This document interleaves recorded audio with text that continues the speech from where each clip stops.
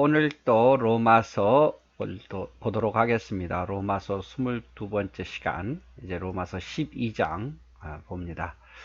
이제 12장부터는 교리적인 부분이 아니라 이제 실천적인 부분, 우리 예수 믿는 사람들은 어떠한 삶을 살아야 될 것인가에 대해서 이제 보려고 합니다. 1장부터 8장은 교리적인 부분이라면 어떤 신학의 뼈대죠. 그리고 이제 9장부터 11장까지는 이제 유대인에 대한 구원에 대한 문제를 보았고, 12장부터 15장 중간까지는 이제 그리스도인의 삶에 대한 이야기를 보도록 하겠습니다. 12장 1절 볼까요? 그러므로 형제들아, 내가 하나님의 모든 자비하심으로 너희를 권한다. 그래서 형제들아, 이제 정말 간절한 마음으로 너에게 구한데, 권면하는데 너희 몸을 하나님이 기뻐하시는 거룩한 산제사로 드리라. 이는 너희의 드릴 영적 예배니라. 우리가 가진 은사, 우리가 가진 시간, 우리가 가진 물질, 이 모든 것들을 하나님 앞에 산제사로 기쁜 마음으로 드리라, 그 말이죠. 우리가 산제물이 되라, 그 말입니다. 이것이 진정한 영적 예배라 표현하고 있습니다. 너희는 이 세대를 본받지 말고 오직 마음을 새롭게 함으로 변화를 받아서 하나님의 선하시고 기뻐하시고 온전한 뜻이 무엇인지 분별하도록 하라. 시대를 본받으며 시대를 따라가지 말고 변화를 받아서 하나님 무엇을 기뻐하시고 하나님 뜻이 무엇인지 분별해서 그 뜻대로 살아가라, 이 말이겠죠.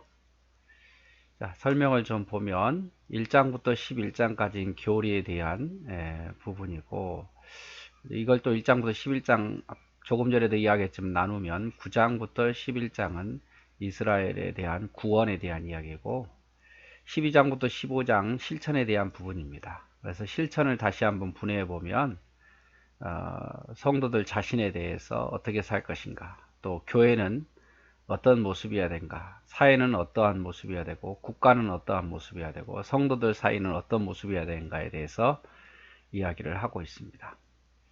자, 성도는 하나님 앞에 온전한 헌신자가 되어야 된다고 강조하고 있습니다. 모든 자비하심으로 권한다. 간절한 바울의 마음이 들어있죠. 우리 자신을 하나님께 드려야 된다. 이것이 영적 예배라는 거죠. 우리 자신을 하나님께 드려야 된다. 몸 따로 마음 따로가 아니라 몸과 마음을 하나님께 같이 드려야 된다, 그 말이에요. 이게 진정한 예배죠. 그래서 1절은 헌신을 요구했다면 2절은 헌신을 유지하는 법을 말하고 있는데, 그래서 너희는 이 세대를 본받지 말라.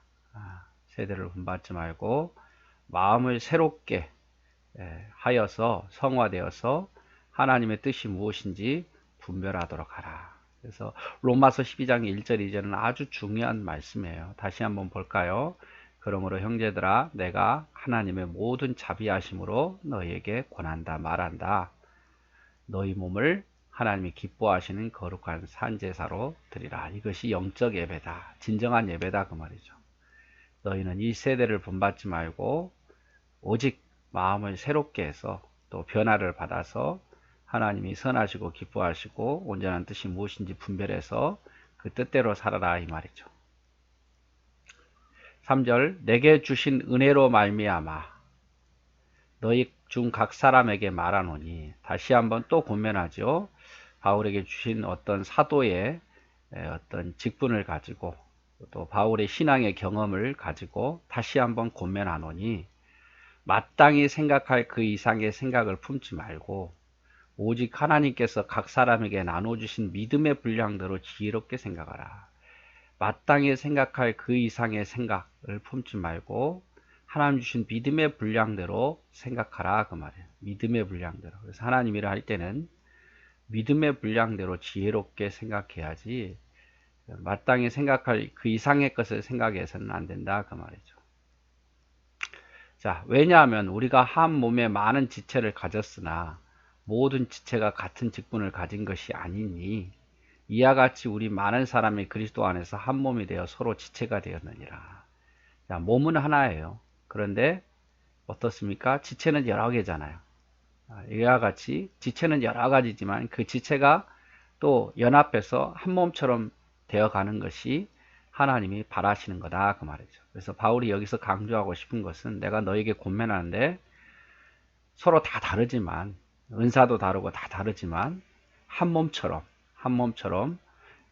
서로 도와가면서 서로 어떻게 보면 협력하면서 하나된 몸으로 하나된 모습으로 일해야 된다. 이것을 지금 바울이 계속 강조를 하고 있는 거예요. 그래서 바울은 마땅히 생각할 그 이상의 생각을 품지 말고 지혜롭게 생각하라고 말합니다. 그래서 하나님 주신 지혜를 가지고 하나님 주신 믿음에 따라 해야지 그 이상 오바되게 되면 누군가는 상처받게 돼 있거든요. 그러면서 믿음의 분량대로 하라고 말합니다. 구원의 믿음이 아닌 여기서 믿음은 잘하는 믿음, 성숙된 믿음의 성숙에 따라서 어떤 하나님의 일을 하려고 그래요. 성숙되지 않았는데 너무 욕심만 부려서 하나님의 일을 하려고 하지 말고 믿음의 분량대로 그리고 지혜롭게 하나님의 일을 하라고 합니다. 중요한 것은 깨트리는 게 아니라 하나 되게 하는 거니까. 바울은 믿음의 분량이라는 것을 정확히 이해시키기 위해 사람의 몸을 비유를 합니다. 그래서 여기서는 몸의 다양성을 말하죠. 다 믿음의 분량이 다르다 그 말이에요. 은사도 다르지만 믿음도 더 어떻게 보면 수준 높은 사람이 있고 더 수준 낮은 사람이 있어요. 그러니까 그 믿음의 분량대로 일하면 돼요.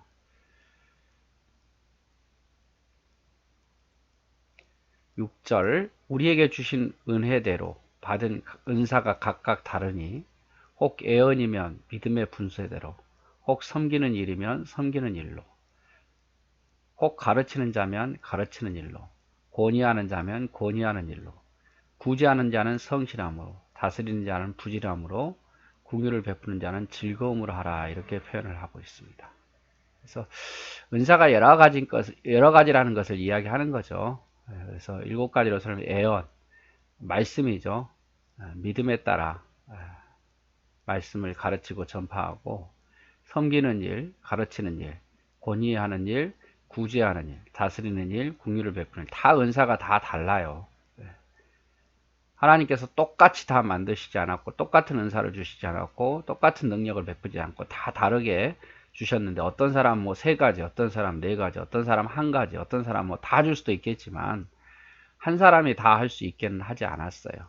그러니까 믿음의 분량대로 또 은사에 따라서 하나님의 일을 지혜롭게 하라 그 말이에요. 중요한 것은 하나됨이 중요한 거니까요. 사랑엔 거짓이 없나니 악을 미워하고 선에 속하라. 이제 또 계속 이어서 말하죠. 형제를 사랑하여 서로 우애하고 존경하기를 서로 먼저 하며 부지런하여 게으르지 말고 열심히 품고 주를 섬기고 소망 중에 즐거워하며 환난 중에 참으며 기도에 항상 힘쓰며 성도들의 쓸 것을 공급하며 손님 대접하기를 힘쓰라. 자, 그리스도인의 신앙생활 모습이죠. 사랑하라 그 말이에요. 사랑하고 악을 미워하고 선한 일에 속하라 그 말이에요. 악한 일은 버리고 선에 속하고 형제를 사랑하고 우애하고 존경하기를 서로 먼저 하고 게으르지 말아라.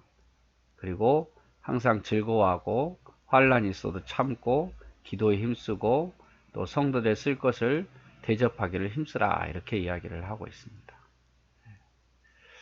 자, 사랑엔 거짓이 없나니 사랑의 진실성. 사랑에는 거짓이 없죠. 사랑하는데 거짓말하는 것은 사랑이 아니다 그 말이에요. 사랑이라는 것은 원래 거짓이 없고 진실만 있을 뿐이다. 그래서 진실된 사랑은 악을 미워하는 거죠. 악을 미워해요. 그리고 선을 적극적으로 행합니다. 사랑은요, 진실된 사랑은 악을 미워하게 돼 있고 선을 적극적으로 행하게 돼 있죠. 그래서 하나님을 사랑한다면서 악을 버리지 못하는 것은 사랑하는 것도 아니고 하나님을 사랑한다고 말하면서 행하지 않는 것은 사랑하는 것도 아니에요. 그리고 자신의 악함을 미워하지 아니하고 선한 일에 적극적이지 않으면 거짓 사랑이다. 그래서 악을 미워하는 게 사랑이고 선한 일에 적극적인 게 사랑이다. 사랑엔 거짓이 없나니. 형제 사랑을 실천하는 구체적인 방법으로서 그럼 형제를 어떻게 사랑해야 되는가? 서로 우애하라고 말해요. 서로 우애하라. 한 아버지와 형제 자매이기 때문에 우애하라. 부모의 가장 큰 소망이 뭡니까? 자녀들이 서로 우애하는 거죠. 서로 우애하라. 그리고 존경하기를 먼저 하라. 상대를 높여주라 그 말이에요.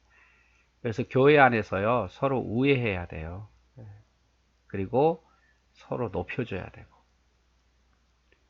자, 주님을 어떻게 섬겨야 됩니까? 부지런하게, 게으르지 말고 열심을 품고 주를 섬기라. 처음과 같이 뜨거운 마음으로 맡은 자에게 구할 것은 충성이다. 그래서 형제 사랑은 가장 큰 주제는 사랑엔 거짓이 없다 그 말이에요. 그래서 사랑은 악을 미워하고 선을 적극적으로 행하고, 형제를 어떻게 사랑해야 되는가? 서로 우애해야 돼요. 그리고 서로 존경하기를 먼저 하고. 그럼 주님은 또 어떻게 사랑해야 되는가? 섬겨야 되는가? 부지런하고 게으르지 말아야 돼요. 열심을 품고 주님을 섬겨야 됩니다. 자, 그러면서 미래에 이루어질 구원의 소망은 성도로 하여금 항상 기뻐하고 즐거워하는 생각을 하게 합니다. 이러한 소망이 있기에 현세에서 숱한 환난과 핍박을 만나지만 견디어내는 겁니다. 인내는 인간의 힘으로 불가능하기에 늘 하나님께 의지하고 기도해야 됩니다. 그래서 여기서 말하죠. 자, 소망 중에 즐거워하며 환난 중에 참으며 기도에 항상 힘쓰고, 이 말을 지금 해석하는 건데요. 미래에 대한 소망, 소망 중에 즐거워하라. 미래의 소망은요, 항상 기뻐하고 즐거워하는 마음을 주어요. 자꾸 우리가 미래가 아닌 이 땅에서, 하나님 나라가 아닌 이 땅에서 자꾸 뭔가를 소망을 찾으려고 그러니까 즐거워하지 못하는 거예요. 하나님께 소망을 두고 미래의 천국에 대한 소망으로 살아보십시오. 그러면 더 기뻐하고 즐거워할 수 있어요. 그리고 여러 환난도 이겨낼 수 있습니다. 여기서 환난 중에 참을 수 있다 그 말이죠. 물질에 있어서 성도가 가져야 할 자세로서 또 어떤 게 필요합니까? 성도들의 쓸 것을 공급하라 그 말이에요. 서로 나누어 주라 그 말이에요. 부족한 것 있으면 서로 나누기를 힘써야 돼요.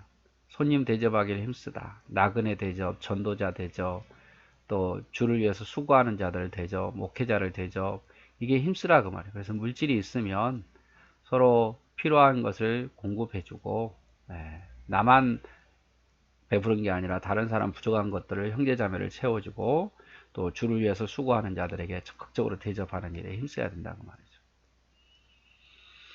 그래서 사랑엔 거짓이 없나니 악을 미워하고 선에 속하고, 형제를 사랑하되 우애하고 존경하기를 서로 먼저 하고, 하나님 앞에서는 부지런하고 게으르지 말고 충성되이 섬기고, 소망 중에서 항상 즐거워하고 환난 중에 참고 기도에 항상 힘쓰고, 성도들의 쓸 것을 공급하며 손님 대접하기를 힘쓰라 이렇게 말해요.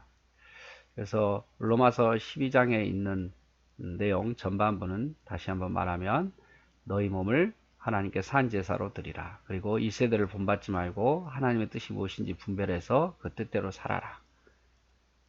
그리고 하나님 주신 믿음에 따라, 믿음의 분량에 따라, 은혜에 따라, 중요한 것은 한 몸이 돼야 되니까 너무 지나치게도 말고, 너무 자신감 없어 하지 말고 믿음에 따라 감당할 수 있을 만큼 한 몸을 이루면서 하나님의 일을 하라 이렇게 말합니다.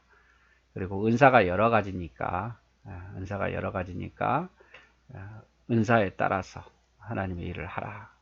그러면서 사랑엔 거짓이 없으니까 악을 미워하고 선에 속하고, 서로 사랑하고, 하나님 앞에서는 부지런하고, 소망 중에 즐거워하고 환난 중에 참고 기도에 힘쓰고, 성도들의 쓸 것을 공급하고 대접하기를 힘쓰라. 이것이 오늘의 이제 그리스도인들이 어떻게 살아야 될까에 대한 이야기입니다. 네, 여러분 꼭 이 부분들을 좀 기억을 했으면 좋겠습니다. 네, 오늘도 수고하셨고 사랑하고 축복합니다.